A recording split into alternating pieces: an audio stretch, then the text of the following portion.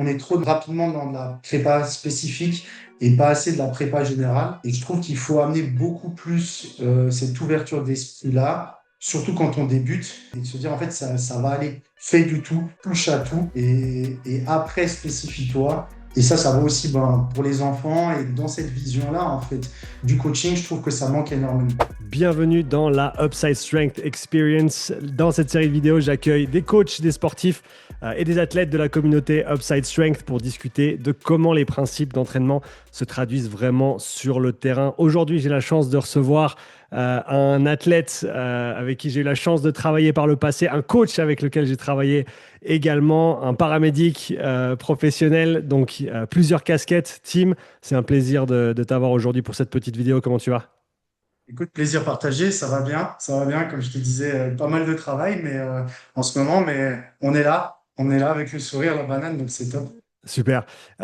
Pour ceux qui ne te connaissent pas encore, parle-nous un petit peu de toi, d'où tu viens au niveau sportif et ce que tu fais actuellement dans ta vie.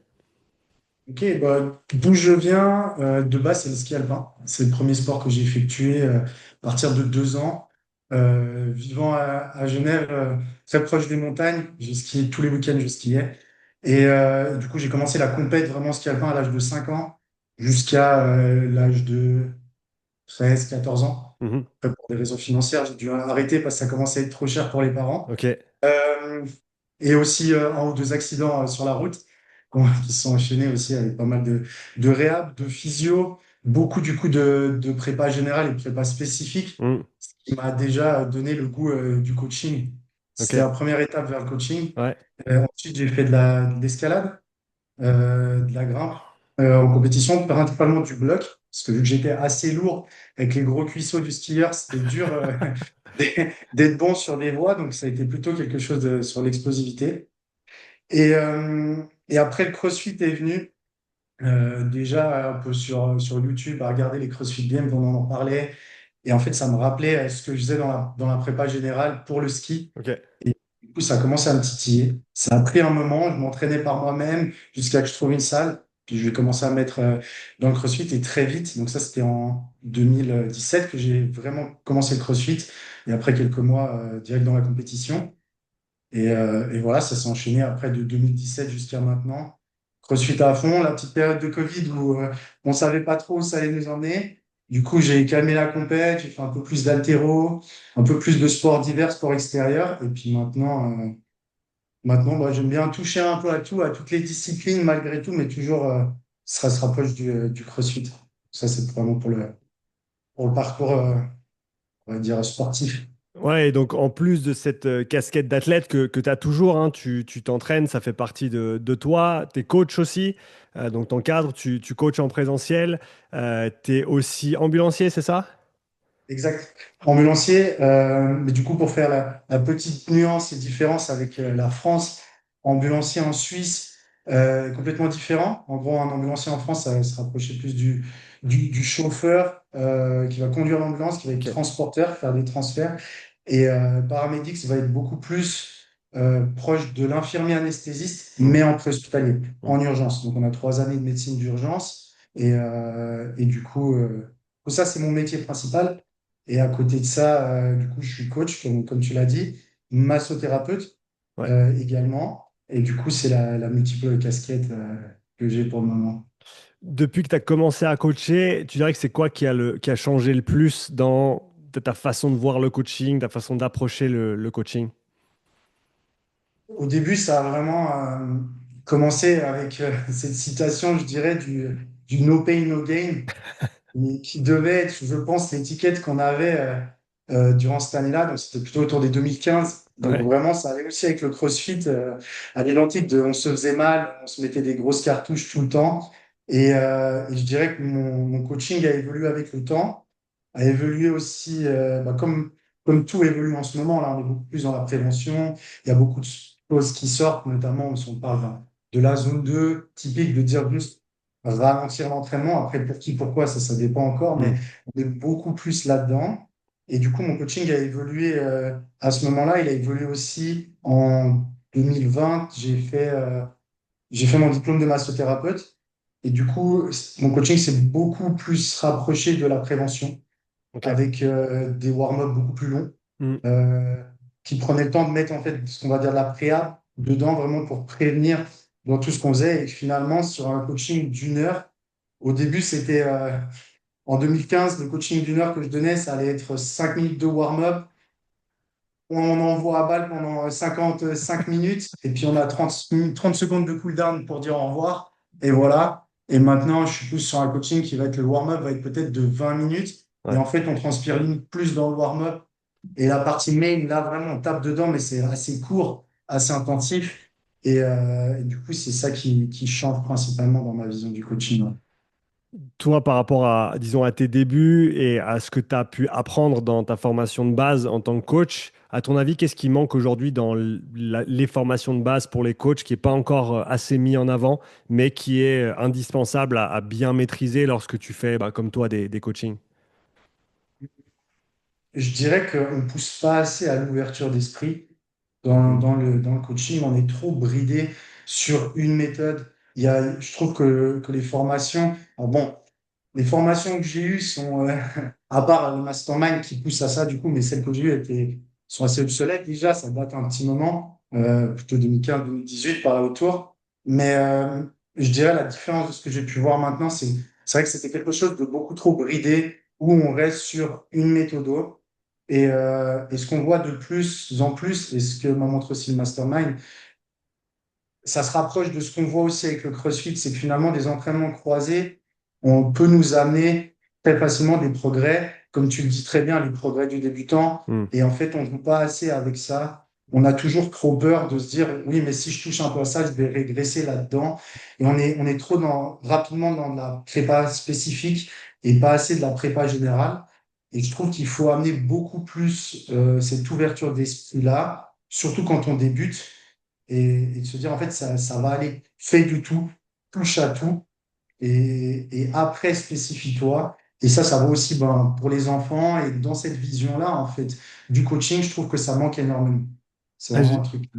c'est intéressant ce que tu dis. Moi, j'ai l'impression que quand j'ai commencé à coacher, ça m'a pris 5, 6 ans pour faire le tour et comprendre un petit peu justement tous les modes d'entraînement, tous les outils. Au final, moi, j'ai commencé avec l'haltéro à la base, avec le CrossFit d'abord, ensuite l'haltéro. Et donc, pour moi, la barre, c'était le seul outil qui existait. Les élastiques, c'était pour les nuls. Les câbles, c'était pour les cons. Les dumbbells, ça servait à rien. Les kettlebells, c'était une mode. Et au final, plus tu avances et plus tu te rends compte que comme tu l'as dit, c'est pas juste une méthode que tu as appris. Et au début, c'est le Dunning-Kruger, forcément, c'est ce que tu as appris, tu penses que c'est la vérité et tu te raccroches à ça parce que tu que ça. Et plus tu avances et plus tu dis, ah merde, non, il y a ça aussi. Ah ouais, puis il y a ça aussi. Et puis progressivement, plus tu avances en fait et presque plus tu prends du recul et plus tu vois large sur, ok, on a tous ces outils à disposition et maintenant c'est en fait ma prise de décision sur quel outil je vais choisir pour la bonne personne au bon moment qui fait la diff. Exactement, exactement. C'est plus savoir quand est-ce qu'on utilise quoi, comme tu l'as dit, à quel moment dans la périodisation de l'entraînement. Et c'est clairement ça qu'on voit pas. On voit très rapidement cette périodisation, mais généralement, c'est une journée de cours, 2 jours de cours, pyramidal, polarisé. On voit un petit peu les microcycles, macrocycles, et ça s'arrête là, en fait.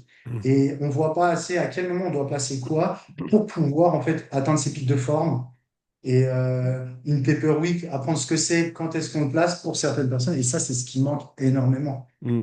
Pour toi, par rapport à justement cette remise en question, cette vision large des choses, quelle méthode d'entraînement tu peut-être négligeais par le passé et que tu utilises fréquemment maintenant, que ce soit pour toi ou peut-être pour les gens que tu accompagnes en coaching? La méthode phare que j'enseigne maintenant est clairement le RPE. Ok, ouais. Clairement, c'est vraiment le truc que j'utilise. Et pour faire le parallèle avec mon métier de paramédic et aussi bah, pour tous les métiers du médical, c'est un truc qu'on utilise tous les jours. Mm. Tous les jours, c'est l'EVA, donc l'échelle visuelle analogique ou l'échelle numérique, qui est Ouais, finalement une échelle de douleur en 0 et 10. c'est ça. Et on le demande tout le temps pour finalement donner des médicaments parce que c'est la chose la plus fiable sur laquelle on peut savoir les effets qu'on a là-dessus. Et c'est ça vraiment maintenant pour guider les gens, j'utilise ça et le rire, donc le rep in reserve. C'est vraiment les deux choses. Donc, plus tout ce qui est rep in reserve pour la force, Mm.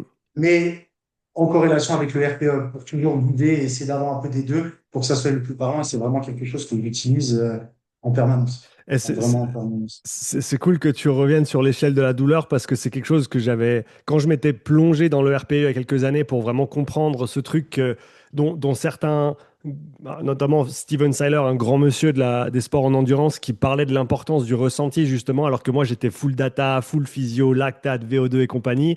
Et je me suis dit, si lui il parle de ça, il y a certainement un truc à creuser. Et quand je m'étais plongé là-dedans, dans le RPE, et que j'avais vu à quel point c'était documenté, recherché, et que comme tu l'as bien dit, et d'ailleurs, si je me trompe pas, c'est une de mes slides dans mon guide du RPE, c'est littéralement l'échelle de la douleur, c'est le truc le plus fiable qui te permet de déterminer l'état du patient et qui va te permettre de t'orienter. Donc, si même en médecine ou littéralement dans le médical, on utilise une échelle, parce que c'est un type d'échelle de RPE, au final, de ressenti, si c'est assez fiable pour être utilisé dans le médical, forcément, ça doit être assez fiable pour être utilisé à l'entraînement aussi.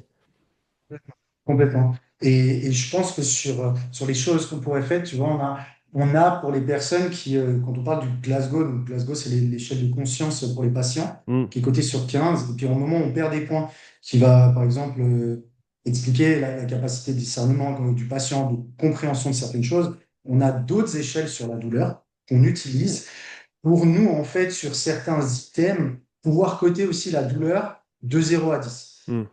Et ça, c'est quelque chose qui pourrait être très intéressant pour l'entraînement, parce que finalement, on essaye toujours de réorienter des fois les personnes, reguider un petit peu les personnes sur cette EVA, sur ce RPE, Mm. mais pour que ce soit eux qui le donnent. Et est-ce on pourrait amener finalement d'autres échelles pour aussi aider les coachs à se dire, OK, on sait qu'il serait plutôt vers cette fourchette parce que pour l'instant, c'est très subjectif. Des fois, on se dit, bon, il nous dit 10 mais à le voir, on a cette subjectivité. On dit, Ouais. ouais, on va essayer de leur guider. Ah, donc des Euh, sortes de marqueurs externes qui pourraient nous orienter sur dans quelle fourchette ils se trouvent potentiellement pour exact. pouvoir les guider et mieux affiner peut-être leur ressenti et pouvoir eux donner un meilleur ressenti, c'est ça? Exactement. Ah, ouais, Exactement. Nous, ouais, on ouais. a l'échelle, en médical, on a l'échelle du visage. Donc, qui finalement est un visage souriant quand il a pas mal. Et puis, c'est un visage de Calimero, limite, qui pleure à la fin sur le 10. Ouais. Et en fait, c'est vraiment une échelle de visage qui nous aide à cibler, de se dire, OK, on est là, on a plutôt ça pour donner des médicaments. Et ça pourrait être exactement la même chose pour aider les coachs. Parce que finalement, on est très dans cette part de subjectivité. Des fois, en disant, il nous dit ça, mais nous, on pense qu'on va essayer de l'aiguiller. Ouais. Donc, toujours à faire ça, mais des fois, pour aider et enlever ce jugement de valeur et d'avoir quelque chose qui serait fait pour les coachs. Tu vois, ça pourrait être très intéressant. C'est super intéressant. T'as déjà pu creuser un petit peu l'idée? Est-ce que c'est quelque chose que toi tu utilises empiriquement dans tes coachings? Je le fais comme on en avait discuté dans le mastermind, je le fais clairement de manière subjective pour le moment. Ouais. Je dois t'avouer que cette idée vient de me venir maintenant parce que je pensais à toutes les différentes échelles. J'adore. J'ai en fait dans la poche de J'adore. mon pantalon au boulot 5 échelles différentes pour Ouais. aider des fois à quantifier la douleur. Mais je viens de penser maintenant et du coup, pour le moment, je fais toujours la part subjective de guider les gens, de dire OK, il dit qu'il est à 10 mais pourtant il peut pousser encore plus. Du coup, d'essayer d'aiguiller les personnes. Mais non, je n'ai pas fait encore. C'est super intéressant et ça, je pense que ça mérite à être exploré. J'ai pris une petite note de mon côté et c'est clairement quelque chose auquel je vais penser parce que, comme tu as dit, c'est la personne, selon sa prédisposition, selon son passé sportif ou pas, va forcément avoir des tendances. Par exemple, quelqu'un de sédentaire va avoir beaucoup de peine à se mettre vraiment dans le mal et va ressentir que c'est du 10 simplement parce qu'elle n'a pas l'habitude de se mettre dans une situation inconfortable physiquement. Alors que, et ça on le sait, hein, de par notre métier de coach, si tu l'encourages, si tu structures bien les entraînements, en quelques séances, on va pouvoir l'amener bien plus loin que ce qu'elle a fait sur cette séance-là. Et donc au final, elle n'était pas vraiment à son maximum. C'était son maximum perçu sur le moment, mais au final, c'est à nous de repousser ses frontières. Et si on avait des indicateurs externes pour mieux les orienter et orienter notre prise de décision au final, ce serait quelque chose de super intéressant. Donc, ouais, merci Tim pour cette pépite. C'est vraiment super intéressant. Avec plaisir. Je t'enverrai ces échelles que j'ai et puis On comme ça, voit, ouais, ouais, c'est on sûr, ouais, prend. ouais. Ça m'intéresse de les voir et comment elles sont concrètement sur le terrain, parce que moi j'ai lu deux, trois papiers, mais clairement de voir comment ça se fait dans le métier, sur le terrain, c'est vraiment sympa. Ça a été quoi pour toi les plus grosses différences entre avant le mastermind et maintenant que le mastermind est terminé? Pour moi, c'est là ce que j'utilise actuellement. La plus grosse différence, c'est vraiment sur cette périodisation de l'entraînement, Hmm. clairement. J'ai commencé le mastermind à un moment dans ma vie où je me suis blessé, je me suis fait opérer du biceps, j'étais Ouais. en full rehab. Je me suis reblessé durant le mastermind, j'ai failli repasser sur le bloc et du coup, en fait, j'ai arrêté tout ce que j'étais en train de faire dans la programmation et je me suis dit, je vais profiter de ce moment-là pour me programmer moi, Hmm. tout périodiser. Et j'utilise l'outil que tu nous as donné sur Google Sheet avec toute cette périodisation de l'entraînement, avec les RPE séances pour mesurer la charge d'entraînement. Hmm. Et pour le moment, je programme tout comme ça et je périodise. Et c'est vraiment quelque chose où je le faisais un petit peu avant, mais vraiment à la va-vite, sans outil précis. Et pour moi, pour le moment, c'est vraiment ce que j'utilise le plus. Hmm. Et ce qui a changé ma vision de l'entraînement énormément. Ça, c'est le premier aspect. Et le deuxième aspect que je dirais, ce serait sur la- les interférences qu'on pourrait avoir avec l'entraînement d'endurance et les entraînements en renforcement musculaire principalement, Hmm. et aussi en force explosive. Et en fait, comment utiliser ces interférences à bon escient et réussir à plutôt en faire quelque chose de positif plutôt que quelque chose de négatif, en gros. Tu veux dire quoi exactement par en faire quelque chose de positif? En gros, ça peut changer sur les charges d'entraînement. Hmm. Ça veut dire qu'on pourrait facilement aller dans un surentraînement, enfin pas un surentraînement, mais plutôt, j'ai perdu le terme que tu avais donné en plus sur le surentraînement, c'est vraiment la phrase Ah, le en surmenage finale, le fonctionnel, non surmenage fonctionnel. plutôt, Ouais, ok, ouais. exactement. Et que du coup, on peut facilement arriver là-dedans Ouais. et que du coup, de trouver en fait les bons moments dans la périodisation, quand est-ce qu'on passe, on a la différence entre la prépa spécifique et générale par rapport à nos objectifs et Ouais. périodiser au mieux en gros sur ces volumes d'entraînement, utiliser le high-low sur ce qu'on a envie de faire. Donc peut-être programmer bah, à ce moment-là, au début, plus de basse intensité Hmm. parce qu'on va périodiser en PPG beaucoup plus la force, etc. Et puis, du coup, on va mettre de la basse intensité sur les jours bas et peut-être qu'on va remonter, on va changer ça. Et du coup, utiliser ces interférences-là à bon escient Hmm. pour pas créer de la fatigue en plus et mieux périodiser en gros. Vraiment. Ouais, ouais, c'est intéressant. Et jusqu'à maintenant, parce que forcément, ça fait quelques semaines, quelques mois maintenant que que tu mets ça en place, comment est-ce que quels sont les effets que tu ressens? Est-ce que tu sens que ça va dans la bonne direction? Forcément, c'est difficile d'avoir un- pas objectif, mais une vision neutre des choses parce que c'est une nouvelle manière de fonctionner pour toi. Donc, forcément, ça va engendrer des changements positifs dans le sens où c'est nouveau et on a parlé des progrès de débutants avant et toute nouvelle chose que tu mets en place, même une structure d'entraînement que tu approches différemment, c'est quelque chose de nouveau et c'est quelque chose auquel ton corps va répondre. Mais toi, tu le ressens comment jusqu'à maintenant? Là, pour le moment, je le ressens bien. Je le ressens très bien parce que le fait d'adapter comme ça me permet d'adapter ça mieux à mon style de vie, à me dire c'est beaucoup plus facile pour gérer les jours de récup, Hmm. par rapport à dire, OK, la charge journalière, travail, la fatigue était trop intense, donc je peux mieux gérer ça. Hmm. Et si je prends un exemple typique sur cette périodisation, j'ai fait un protocole 41 en course à pied il y a un peu moins de 2 mois. Ok. Et, euh, et que du coup, où j'étais, donc c'était après post-seconde blessure, etc. Donc ça va aussi avec les nouveaux progrès de débutant. Mais j'étais à un palier où j'ai difficilement fini le palier à 16 km/h. Et, euh, et puis là, en fait, donc c'était des paliers d'incrémentation de 0,8. Et là, j'ai fini à 17,6 avec une fréquence cardiaque encore plus basse que la première fois, Ok. en faisant pourtant que de la course à pied en zone 2 zéro haute intensité, zone 2 zone 3 Ok. en gros. Ouais. C'était vraiment, je l'ai mis sur mes jours low, Ouais. où je mettais que ça, 45 minutes de run, 45 Ouais. minutes à 1 heure, des gammes athlétiques, un petit peu de plio, de rebond, travail du pied. En fait, je me suis mis un item, c'est écrire travailler le pied du coureur. Ouais. Tu vois, tu parlais souvent, on reconnaît bien un footballeur Mm. à sa manière de courir. Mm. Et je me suis dit, OK, moi, je veux rebondir comme un footeux, même si je fais 90 kilos. Je ne vais pas dire 90, c'est dur, 90 kilos. T'as raison, Et t'as raison. T'es sur le territoire suisse, t'as le droit de dire 90. j'ai le droit dans la maison. Du coup, euh, du coup bah, j'ai vu vachement une différence, en fait. Une Ok. énorme différence, tu vois. En me disant, je fais du travail de pied, c'est un jour de basse intensité. J'ai une séance qui dure moins d'1 heure, Mm. où je fais de la course à pied en zone 2. Alterner peut-être avec un petit peu de burpees, juste pour changer, varier un petit peu la caisse. Je mets des interférences, mais rien de trop chargé. Et en fait, juste de faire ça, de travailler mes gammes de course, bah, je vois une augmentation en pourcentage. Je pense que ça fait plus de 20% Mm. d'augmentation, Mm. de progrès. Donc, hâte de voir la suite, tu vois. Et le fait que ce soit avec une charge métabolique interne plus basse, du fait que tu as fait tout ce travail, et ça on en a parlé pas mal durant la formation, c'est le, quand tu as un pied, tu rebondis, et donc l'impact mécanique de la course est bien moindre.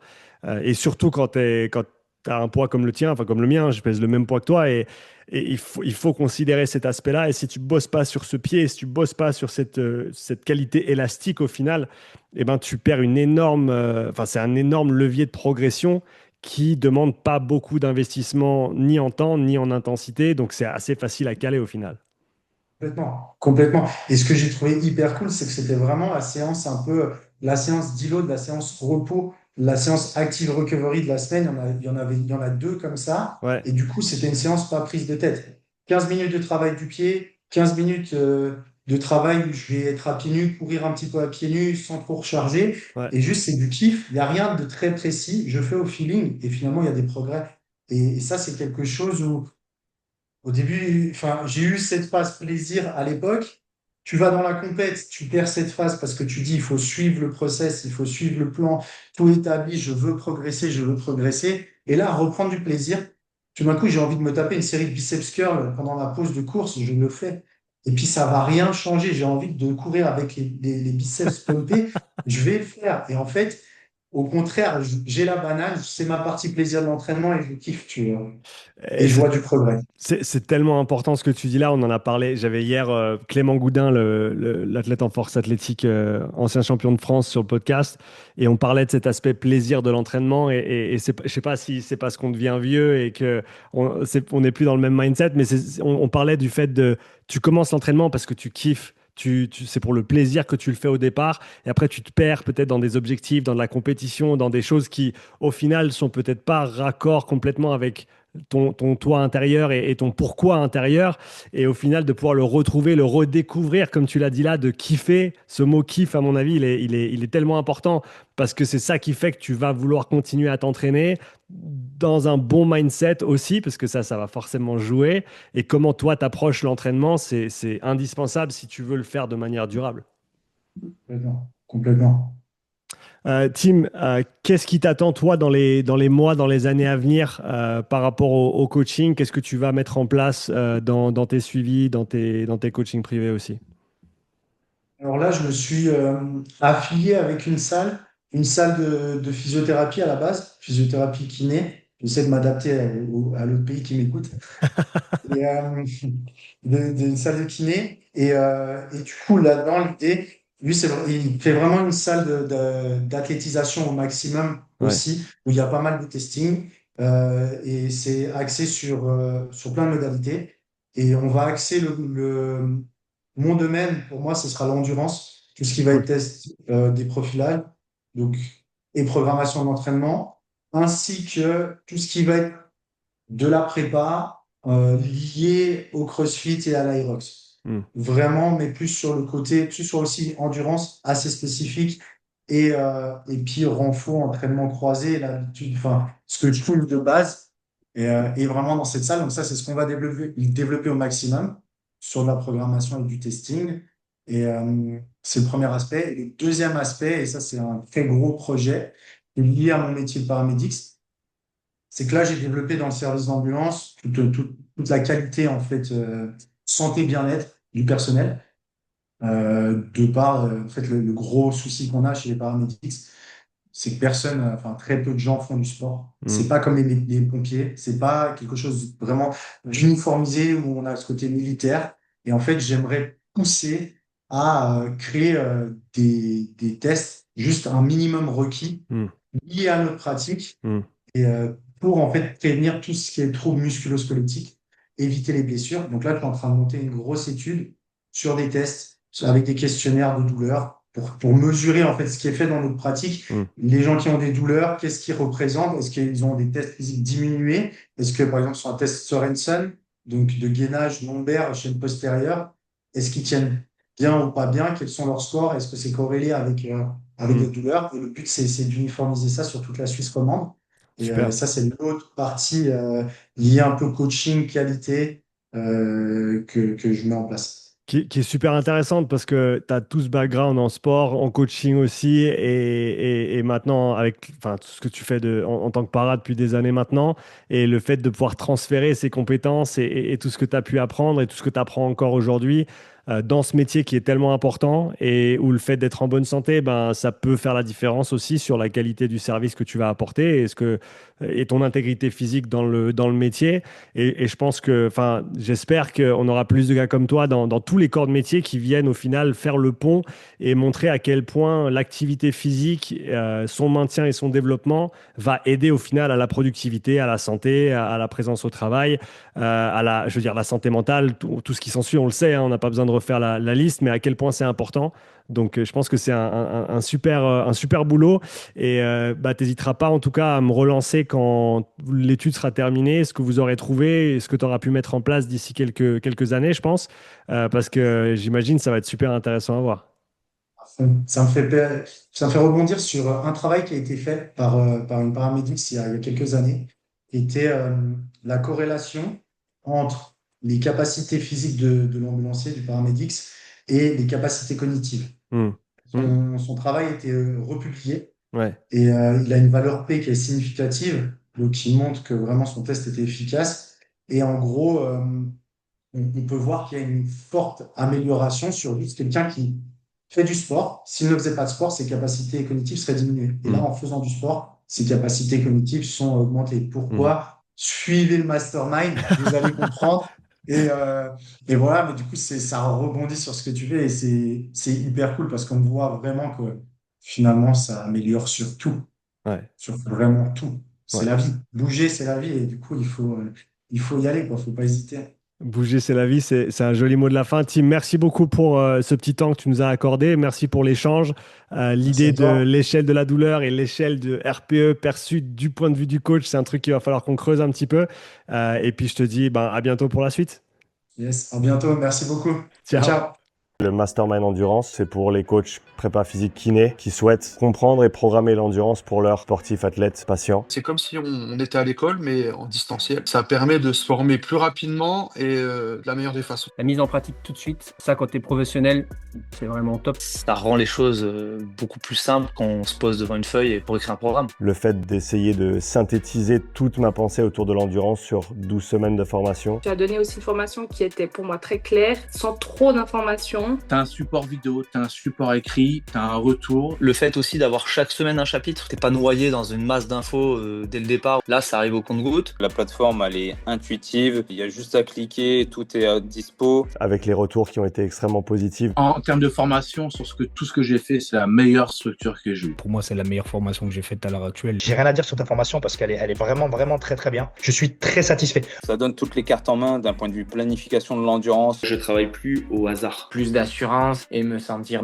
plus pro dans ce que je proposais. N'importe quel coach qui s'intéresse à l'entraînement, je pense qu'il a tout intérêt à faire ce mastermind. Et c'est via l'échange, via les questions qu'on peut vraiment faire une différence. Et puis cette dynamique qu'on a eue au niveau du groupe et qu'on continue à avoir aussi, franchement c'est top. C'est pas juste des vidéos à regarder, c'est un groupe. Il y a un groupe WhatsApp, il y a un groupe d'échange tous les dimanches soirs où on discute, où on se pose des questions, où on se challenge un petit peu. Le fait d'avoir un groupe, d'avoir les réunions le dimanche, d'avoir vraiment des vrais exercices à faire pratiques. C'est ce suivi-là en fait fait d'avoir ces rendez-vous réguliers, ça aide à s'investir un peu plus. On s'entraide parce que ensemble on va plus loin. Maintenant, avec les connaissances que j'ai au niveau du mastermind, ça me permet aussi de voir tout de suite si on va dans la bonne direction ou non. Je me casse plus la tête, je vais beaucoup plus vite à faire mes programmations. Je vois avec mes clients que tout de suite, en fait, ça fonctionne. Et du coup, c'est plus facile de répondre aux questions, de dire, voilà, tu vas faire telle séance, ça va t'apporter à court terme et à long terme ça et ça. Et essayer de maintenir le plus possible cet aspect communautaire, créer une communauté de gens qui veulent réfléchir, qui pensent pas nécessairement tous la même chose, mais qui ont envie de se challenger, de réfléchir et d'avancer pour être meilleurs et essayer de faire un meilleur travail.